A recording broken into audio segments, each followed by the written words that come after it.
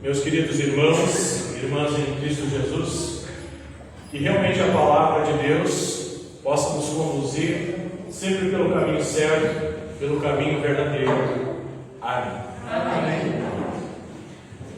No próximo dia 6, ou seja, na terça-feira, é comemorado um dia chamado Dia de Reis. Seguindo a história, este dia é o que os 3 reis magos chegaram até o local que Jesus tinha nascido. Assim, a partir dessa data, nós iniciamos a Epifania do Senhor. O dia em que a igreja proclama que Jesus não veio apenas para salvar um povo, mas todas as nações. Por isso que Epifania significa manifestação. Deus se manifesta ao mundo em Cristo. E assim Deus se revela não distante, mas presente e acessível a todos os povos e a todas as raças. Os magos do Oriente representam isso muito bem. Eles vêm de longe. Eles não pertencem ao povo de Israel. Eles não conhecem a lei de Moisés. Eles não cresceram ouvindo os profetas. E mesmo assim, Deus os alcança. Deus se revela a eles. Deus os conduz até Jesus Cristo. Eles seguem a estrela. Eles chegam a Jerusalém e perguntam: onde está o recém-nascido rei dos judeus? E finalmente eles encontram Jesus em Belém. Mas o que eles encontram? O que eles encontram não é aquilo que o mundo esperaria.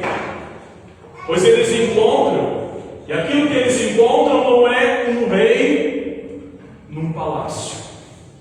Eles não encontram soldados, nem um trono, nem uma coroa de ouro. Eles encontram uma criança. Eles encontram simplicidade. Eles encontram humildade. Encontram o Deus feito homem. E diante disso eles se prostraram. Eles adoraram. E eles ofereceram os seus presentes: mirra, ouro e incenso.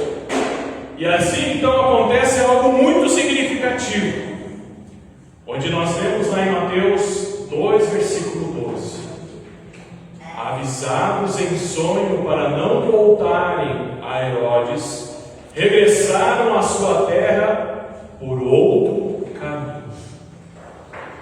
Meus queridos, esse outro caminho não é apenas uma estrada diferente no mapa. É uma nova realidade espiritual. É o sinal que quem confia, quem entrega a sua vida a Cristo, não volta mais pelo mesmo caminho. Ou seja, procura não voltar a repetir, a percorrer os mesmos caminhos errados do passado. O apóstolo Paulo escreveu: se alguém está em Cristo, é uma nova criatura. E Jesus diz: é necessário nascer de novo. Esse novo nascimento não vem de dentro de nós, gente. Esse novo nascimento nos é dado por Deus no batismo. Quando nós recebemos a água, a palavra, eu te batizo em nome do Pai, do Filho e do Espírito Santo, Deus está ali nos dando uma nova identidade. Nós passamos a pertencer ao Deus verdadeiro, Pai, Filho e Espírito Santo. E aí nós lemos em Gálatas 3, versículo 26: pela fé sois chamados filhos de Deus. Então nós somos filhos adotados. Nós somos adotados por Deus. E assim como filhos, nós somos herdeiros da vida eterna. A Epifania, ela revela, ela manifesta quem Jesus é. E aí nós somos lembrados que Jesus não é apenas um mestre, não é apenas um exemplo a ser seguido. Jesus não é apenas um profeta. Jesus, ele é o Filho unigênito de Deus. Ele é a palavra que se fez carne. Jesus é o Salvador do mundo. Disse o anjo aos pastores: não tenham medo. Hoje mesmo na cidade de Davi nasceu o Salvador de vocês, o Messias, o Senhor. Meus queridos, os magos, eles foram transformados. Os magos não foram transformados porque eles decidiram mudar de vida. Os magos, eles foram transformados porque Deus se revelou a eles. A transformação nasce da revelação de Deus e não do esforço humano. O apóstolo Paulo escreveu que a fé vem pelo ouvir. Não somos nós que encontramos Deus. É Deus quem nos encontra em Jesus Cristo. É muito comum nós ouvirmos por aí afora pessoas dizendo: quando eu encontrei Jesus, a minha vida mudou. Será que está certa essa afirmação, gente? A pergunta é: quem estava perdido? Era Jesus ou éramos nós? Jesus nunca esteve perdido. Perdidos estamos nós sem Jesus. Por isso é que ele diz: o Filho do Homem veio buscar e salvar o que estava perdido. E aí nós somos lembrados que não foi Zaqueu que encontrou Jesus. Foi Jesus que parou debaixo daquela árvore. Não foi a ovelha que encontrou o pastor. Foi o pastor que foi atrás da ovelha. Por isso a conversão não começa conosco. Ela começa com Deus. Porque é Ele que busca. É Ele que chama. É Ele que encontra. É Deus que converte e convence. E aí nós lemos lá em Colossenses 1, versículo 21. Antes, vocês estavam longe de Deus e eram inimigos dele por causa das coisas más que vocês faziam e pensavam. Se hoje cremos, é porque nós fomos encontrados. A ovelha perdida éramos nós. Se hoje amamos, é porque nós somos amados. Se hoje nós seguimos a Jesus Cristo, é porque Ele veio até nós. E isso então tira toda a glória de nós e coloca toda a glória onde ela sempre pertenceu, ou seja, em Deus. Pois como nós lemos em 1 João 4:10, nisto consiste o amor, não em que nós tenhamos amado a Deus, mas que Ele nos amou e enviou o seu Filho. O ser humano caminha tentando ser aceito e amado por Deus. Quem sabe nós estamos nessa luta de ser amado, de ser aceito por Deus, tentando ser bom o suficiente, tentando merecer, tentando pagar a dívida, tenta, mas jamais consegue. E isso gera medo, culpa e insegurança. Meus queridos, quando Deus nos encontra, é Ele quem efetua a mudança, a transformação. É Ele que nos coloca num novo caminho. E esse caminho novo não é o caminho das obras, não é o caminho do merecimento, mas é o caminho do negar-se a si mesmo, confiar e entregar a vida a Ele.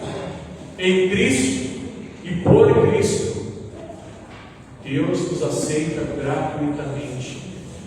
Nós somos salvos unicamente, somente pela fé, pela graça de Deus, por causa de Jesus Cristo. Nós não somos salvos, gente, pela nossa performance. Ninguém aqui é salvo pela sua atuação. E como lemos em Efésios 3:12, em Cristo nós temos ousadia e acesso a Deus com confiança mediante a fé nele. Por isso que unidos a Jesus, o caminho é outro. Nós não fazemos para sermos salvos, nós praticamos a vontade de Deus porque nós já somos salvos. Nós não obedecemos para conquistar o amor de Deus, nós obedecemos porque nós já somos amados. A vida cristã não é uma escada para subir até Deus, mas é o caminho que Deus desceu até nós em Jesus. Nem sempre nós vamos compreender por que certos caminhos de Deus são tão longos e também algumas respostas demoram tanto. Ficamos sem saber por que Deus permite perdas, porque Deus muitas vezes também fica em silêncio. Por que Deus permite períodos de confusão na vida dos seus filhos e filhas? Meus queridos, nós somos lembrados que a fé não depende de entender tudo para continuar confiando. Vou repetir. A fé não depende de entender tudo para continuar confiando. A gente não precisa entender, basta confiar. Mas uma fé então que aprende a dizer, ainda que Deus não aplique ou não explique, eu confio que Ele é e faz o que é bom. Deus sempre vai fazer o que é bom. Quando nós olhamos para aquilo que Deus exige em sua lei, os mandamentos, nós vamos perceber, gente, que as nossas ações, que as nossas palavras são como um trapo de imundícia. Sabe o que é um trapo de imundícia? É aquele pano que não vale nada, é aquele pano de chão que a gente usa para limpar o chão, que a gente não dá nada por ele. A nossa fé oscila dia após dia. A nossa confiança vacila e nossa paciência muitas vezes se esgota. Haja paciência. Mesmo cercados pela palavra de Deus, mesmo recebendo a palavra de Deus, geralmente nós não estamos saboreando a palavra de Deus como mel. Pois quantas vezes nós estamos tratando a vontade de Deus como um peso? Quantas vezes nós estamos tratando a vontade de Deus como mais uma cobrança dentro da nossa vida? E no meio do medo de errar, de perder, de estar à altura, de corresponder às expectativas, inclusive as expectativas que nós colocamos sobre nós mesmos, expectativas que nós criamos. A afirmação de que o cristão cresce na fé por meio da palavra de Deus pode facilmente soar como mais uma obrigação, como mais uma exigência, algo do tipo: Fernando, você precisa ler mais, você precisa entender mais, você precisa orar mais. Para isso você precisa ser mais espiritual. E assim, gente, aquilo que Deus dá como graça, aquilo que Deus está dando como meio da graça, acaba sendo percebido e está sendo recebido como mais uma cobrança. Mas a Escritura não apresenta a palavra de Deus como um peso colocado sobre nós. a Escritura apresenta, e sim é o lugar onde Deus vem e se revela a nós. O apóstolo Paulo escreveu lá em Efésios 1, versículo 3 ao 4: agradecemos a Deus e Pai de nosso Senhor Jesus Cristo, pois Ele tem nos abençoado por estarmos unidos com Cristo. Antes da criação do mundo, Deus já nos havia escolhido para sermos dele por meio da nossa união com Cristo. Meus queridos, antes que existíssemos, Deus já havia escolhido a cada um de nós em Cristo. Isso significa que a nossa relação com Deus não começa com o nosso desempenho espiritual, mas na graça de Deus em Jesus Cristo. O cristão cresce na fé, não porque consegue cumprir bem uma rotina espiritual, mas porque é alcançado pela graça. Assim, a palavra de Deus não é o lugar onde nós vamos ser medidos, onde Deus vai nos avaliar, mas é onde Deus nos serve com perdão, vida e salvação em Cristo Jesus. Nós somos abençoados, e nós seremos abençoados muito, só que nós não vamos ser abençoados quando nós fazemos mais. A bênção é uma consequência e não uma conquista. A fé, gente, ela não cresce pela pressão, mas pela ação do Santo Evangelho no coração. O crescimento, a maturidade espiritual não são requisitos para que Deus nos aceite, porque Ele já nos aceitou em Cristo. Por isso nós buscamos crescer na fé e no conhecimento da palavra de Deus, não para sermos amados, mas porque nós já fomos feitos filhos pela fé. É por isso que os magos não voltaram para Herodes. Herodes aqui representa os velhos modismos, os velhos costumes, representa o poder sem amor, representa o ego no trono, representa tudo aquilo que atrapalha e se opõe ao reinado de Jesus Cristo em nossa vida. Pela fé em Jesus, nós não somos mais escravos do pecado, gente. Pela fé em Jesus, nós não somos mais escravos do pecado, nem do mundo, nem de nós mesmos. Nós pertencemos a Jesus. Isso não significa que nós não lutamos mais com o pecado, porque mesmo crendo, confiando em Deus, nós pecamos. Nós lutamos todos os dias com o pecado. Nós caímos, erramos, fraquejamos. Olha só o que escreveu Lutero: nós não podemos impedir que os pássaros voem sobre as nossas cabeças, mas podemos impedir que eles façam ninhos sobre elas. Assim também não podemos nos livrar de sermos tentados, mas podemos lutar para não cairmos em tentações. Isso significa, gente, que nós não vamos se conformar com o pecado.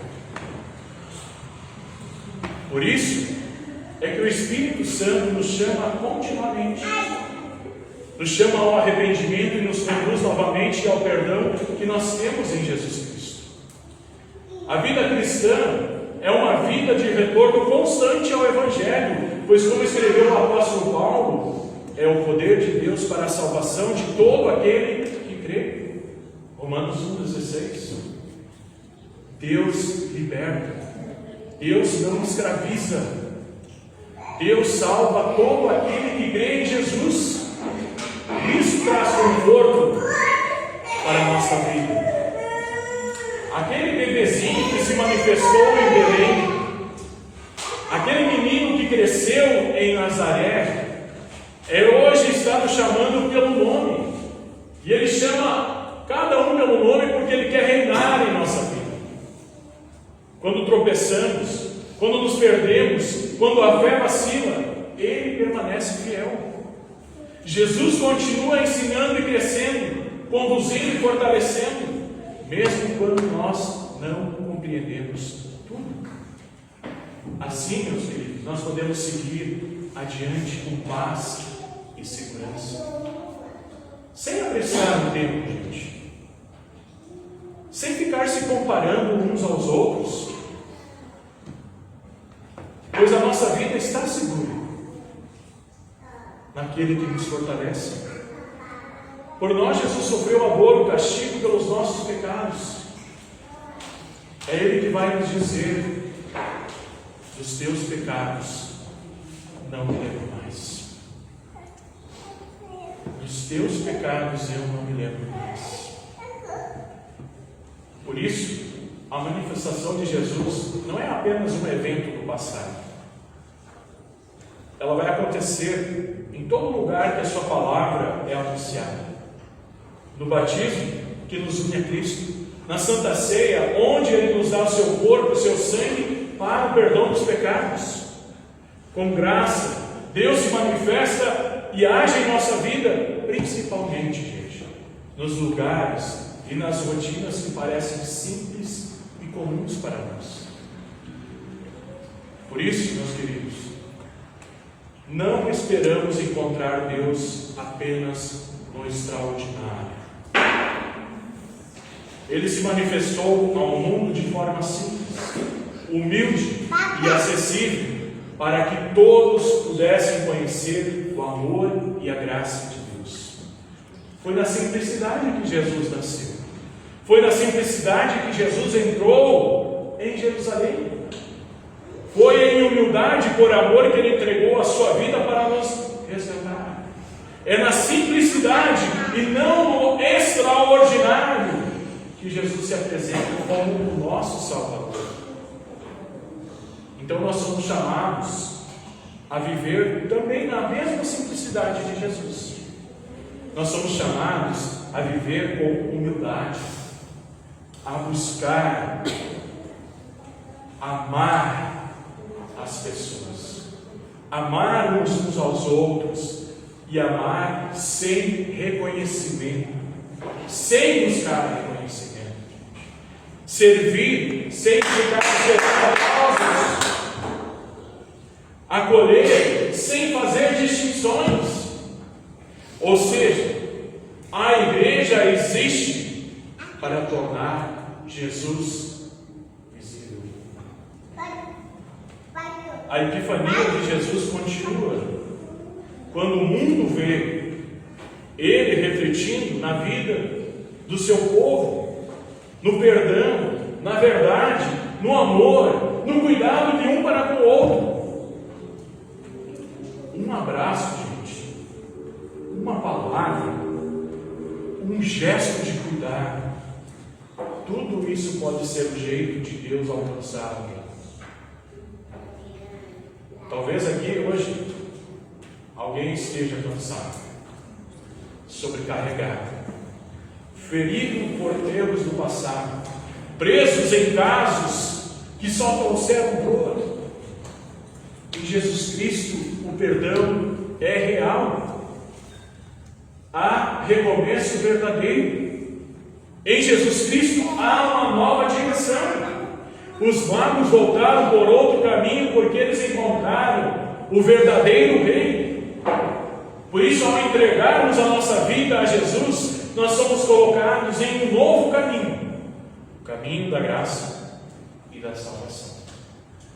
Portanto, meus queridos irmãos e irmãs, que os nossos olhos estejam abertos para as bênçãos de Deus. Quem está unido a Cristo não andará mais nas trevas, pois a sua luz permanece acesa em toda e qualquer situação. Quem entrega, quem confia sua vida a Jesus, não volta pelo mesmo caminho. Jesus se manifestou de forma simples, humilde e acessível, para que ninguém ficasse fora da eternidade com Deus. Por isso, apostar no que é de Deus é aplicar a vida naquilo que nunca acaba. Que assim seja. Amém.